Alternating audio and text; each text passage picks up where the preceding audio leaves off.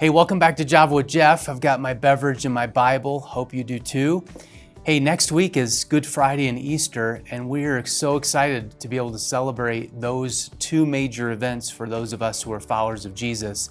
But we have to have a reason for the hope that we have to those who may not know Jesus or are wrestling with Jesus. And so 1 Peter chapter 3, verse 15 kind of gives us the charge for this. It says, "But in your hearts set apart Christ as Lord. Always be prepared to give an answer to everyone who asks you to give the reason for the hope that you have. Do this with gentleness and respect." So today I want to talk about this big concept is I believe creation points to a creator.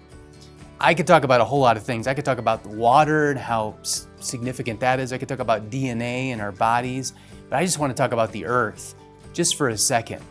You know, the earth has this thin layer that's 50 miles off the surface that creates this barrier from earth to space that allows existence for life to occur.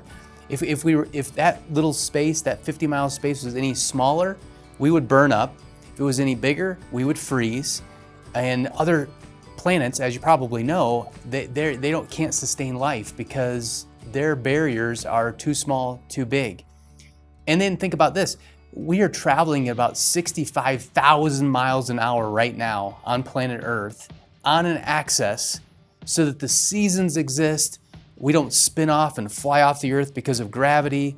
I mean, there's no way this all happened by accident. There's no way that a couple of gases came together, exploded, and created this to sustain life in all of these details. I just think that points to a creator. At the very least, an intelligent designer who I think actually cares about this space, this place, cares about you. I think he actually loves you, and he created this whole earth experience for us to be able to have life in order to have a relationship with him. And Good Friday and Easter point that direction. So tune in next week. I'm going to talk about something else that has details around this, but that might help you with conversations, and it might help you if you don't know Jesus to think about coming to know Jesus as your Savior. Hope that's encouraging to you. We'll see you next week.